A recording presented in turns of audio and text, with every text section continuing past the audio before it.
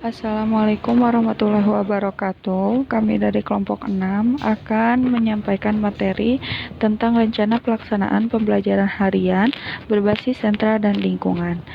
Kami dari kelompok 6 yang beranggotakan Nadia Khotrunada dengan NIM 11921000045. Lalu ada Nurul Latifah 11921000051, Rengganis Kencana Putri 11921000059, Siti Nabila 11921000071, Wita Pitaloka 11921000079. Materi yang pertama akan saya sampaikan sendiri. Yang pertama ada rencana pelaksanaan pembelajaran harian atau RPPH. Di dalam RPPH memuat identitas RPPH di mana berisikan yang pertama, nama satuan PAUD adalah nama satuan PAUD yang menyusun RPPM.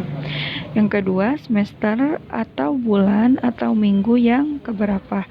Yang ketiga, tema atau subtema atau sub-subtema diambil dari tema atau subtema atau sub-subtema yang disusun di program semester. Yang terakhir ada kelompok usia anak diisi dengan kelompok sasaran. Selanjutnya ada materi. Yang pertama, materi diambil dari materi telah dijabarkan di RPPM. Yang kedua, materi sejalan dengan tujuan yang telah dituliskan di atasnya. Yang ketiga, materi dapat dibedakan. Materi untuk pengembangan sikap dapat dituliskan di RPP, lalu masuk ke SOP, atau langsung dimasukkan menjadi kegiatan rutin dan diterapkan melalui pembiasaan serta diulang-ulang setiap hari sepanjang tahunnya, atau ditindaklanjuti dengan dimasukkan ke dalam SOP kegiatan. Dalam materi pengembangan pengetahuan dan keterampilan dikenalkan sesuai RPPH. Selanjutnya ada alat dan bahan. Yang pertama, alat dan bahan sangat terkait dengan kegiatan yang akan dikelola guru pada hari itu. Yang kedua, kegiatan diambil dari beberapa rencana kegiatan yang ada di RPPM. Yang ketiga, kegiatan yang ditetapkan tergantung pada pengelolaan model pendekatan yang digunakan di satuan PAUD tersebut. Yang keempat, alat dan bahan ditata untuk menarik minat belajar anak. Sekian materi yang dapat saya sampaikan. Selanjutnya akan disampaikan oleh Nurul Latifah. Terima kasih. Selanjutnya ada kegiatan pembuka. 1. Kegiatan pembuka ditujukan untuk membantu membangun minat anak agar anak siap bermain di kegiatan inti. 2. Kegiatan pembuka penting untuk mengenal materi pembelajaran. 3. Kegiatan pembukaan dimanfaatkan guru untuk mengenalkan kegiatan bermain yang sudah disiapkan, aturan bermain, menerapkan pembiasaan-pembiasaan, dan sebagainya. Selanjutnya ada kegiatan inti. Proses pembelajaran menerapkan pendekatan saintifik, yaitu anak mengamati sesuai dengan tema yang dibahas, menanya, mengumpulkan informasi, menalar, dan mengkomunikasikan. Proses pembelajaran dengan pendekatan saintifik diterapkan secara lebih fleksibel dan lebih luas. Artinya bisa diterapkan dalam ruangan, di luar ruangan, menggunakan sumber belajar yang ada atau memanfaatkan sumber belajar lingkungan. Kegiatan inti memberi kesempatan anak untuk berkolaborasi, membangun pengalaman bermain yang bermakna. Pada tahap pengomunikasikan diletakkan pada anak menyampaikan gagasannya melalui berbagai kegiatan bermain yang disiapkan. Metode pembelajaran yang dianggap sesuai untuk PAUD antara lain adalah sebagai berikut. A. Bercerita adalah cara bertutur dan menyampaikan cerita dengan lisan. Cerita harus diberikan secara menarik. Anak diberi kesempatan untuk bertanya dan memberi tanggapan. Pendidik dapat menggunakan buku sebagai alat bantu bercerita. B. Demonstrasi digunakan untuk menunjukkan atau menerangkan cara untuk membuat atau melakukan sesuatu. C. Bercakap-cakap dapat dapat dilakukan dalam bentuk tanya jawab antara anak dengan pendidik atau antara anak dengan anak yang lain. Pemberian tugas dilakukan oleh pendidik untuk memberi pengalaman yang nyata kepada anak baik secara individu maupun secara berkelompok. Sosiodrama. Bermain peran dilakukan untuk pengembangan daya khayal, imajinasi, kemampuan berekspresi dan kreativitas anak terhadap tokoh-tokoh yang diperankan atau benda-benda yang ada di sekitar. Karya wisata adalah kunjungan secara langsung ke objek-objek yang sesuai dengan tema dan bahan kegiatan yang sedang dibahas, lingkungan kehidupan anak. Project merupakan suatu tugas yang terdiri atas rangkaian kegiatan yang diberikan oleh pendidik kepada anak baik secara individu maupun secara berkelompok dengan menggunakan objek alam sekitar maupun kegiatan sehari-hari sebagai bahan pembahasan. Yang terakhir, eksperimen merupakan pemberian pengalaman kepada anak dengan melakukan percobaan secara langsung dan mengamati hasilnya. Bismillahirrahmanirrahim. Saya akan melanjutkan materi dari Nurul Latifah. Kegiatan penutup. Kegiatan penutup dilakukan di akhir kegiatan hari tersebut berupa transisi dari sekolah ke rumah, diisi dengan berbagai kegiatan yang membuat anak rileks. Di kegiatan penutup dapat mengulang kembali apa yang dilakukan saat kegiatan pembukaan. Lalu setelah itu kegiatan penutup juga dapat diisi dengan kegiatan rutin untuk memperkuat sikap yang diharapkan. Kegiatan penutup dilakukan untuk menarik minat anak belajar esok harinya. Setelah itu ada rencana penilaian. Rencana penilaian memuat indikator perkembangan dan teknik pengumpulan data yang akan digunakan.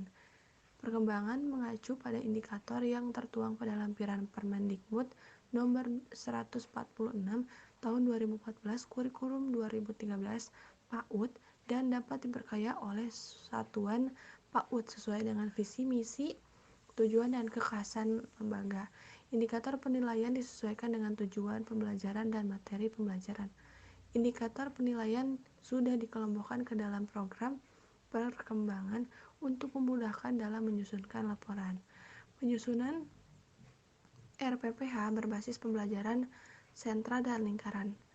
Rencana pelaksanaan pembelajaran harian atau RPPH, model pembelajaran sentra persiapan, yaitu ada semester, bulan, minggu ke kelompok, dan usia, hari, tanggal, waktu, tema, subtema, topik, pilar, karakter, strategi pembelajaran.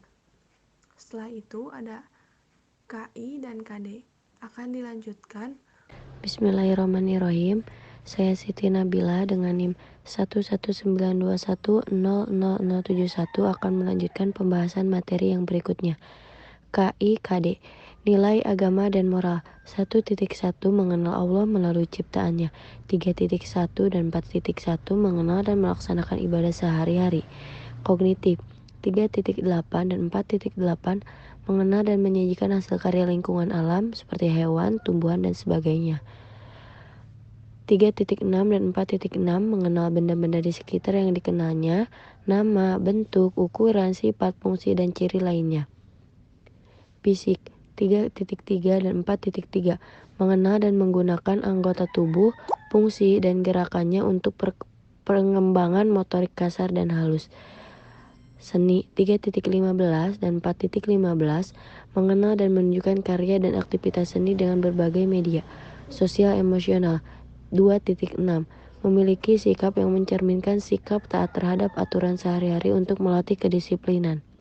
Materi dalam kegiatan yang pertama, ikan ciptaan Tuhan. Doa sebelum dan sesudah kegiatan. Permainan motorik kasar dan halus. Cara mengatasi masalah saat bermain. Bilangan dan lambang bilangan. Pengelompokan hewan berdasarkan tempat tinggal atau habitat. Aturan bermain. Menuliskan pikirannya meskipun hurufnya terbalik. Dan yang terakhir, membuat dan menampilkan karya seni. Materi pembiasaan yang pertama ada tata cara berbicara secara santun. Yang kedua, mengucapkan salam masuk dalam SOP penyambutan dan penjemputan. Yang ketiga, doa sebelum dan sesudah melakukan kegiatan dan mengenal aturan tata tertib masuk ke dalam SOP pembukaan. Yang keempat, mencuci tangan masuk dalam SOP sebelum dan sesudah makan, dalam waktu istirahat. Yang kelima, cara ibadah sesuai agamanya, sikap berdoa. Yang keenam, mengikuti aturan yang telah ditetapkan. Kemudian, alat, bahan, dan sumber belajar. Alatnya plastisin atau adonan untuk membuat atau membentuk huruf ikan, I, K, A, dan N. Yang kedua, gambar ikan untuk membilang ikan. Yang ketiga, gambar binatang untuk mengelompokkan sesuai habitatnya. Yang keempat, buku gambar untuk media gambar. Yang kelima, krayon untuk menggambar dan menuliskan pikirannya tentang gambar yang dibuat. Pembukaan. Yang pertama, circle time, yaitu berdoa menyanyikan lagu-lagu yang sudah dikenal. Yang kedua, diskusi atau bercakap-cakap tentang ikan. Yang ketiga, sifat Allah ya Khaliq. Yang keempat, menabung kata, suku kata awal I. Inti atau kegiatan sentra persiapan. Pijakan bermain meliputi yang pertama, anak duduk pada lingkaran. Guru mengenalkan semua tempat, bahan dan alat bermain di masing-masing ragam densitas dan cara bermain. Yang kedua, anak dipandu guru mengucapkan aturan bermain dan doa sebelum kegiatan ragam densitas di sentra persiapan. Ragam densitas di sentra persiapan dibagi menjadi 4. Yang pertama, densitas pertama membentuk ikan dari adonan. Densitas kedua, membilang ikan. Densitas ketiga, mengelompokkan gambar binatang yang hidup di air. Densitas 4, membuat gambar dan menuliskan huruf. Selanjutnya, pijakan saat bermain. Yang pertama, anak memilih salah satu permainan bersama pasangannya dan melakukan sampai tuntas. Yang kedua, anak melaporkan pada guru bila telah selesai dan memilih permainan yang lainnya. Yang ketiga, guru mengamati dan memastikan semua anak melakukan kegiatan bermain.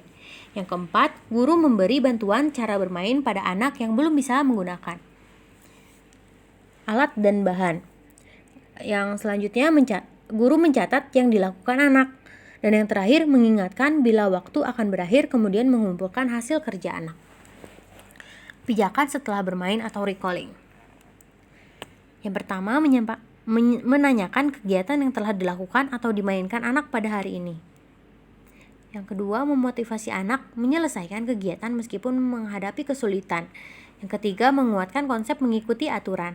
Dan yang terakhir, cara menjawab dengan tepat ketika ditanya.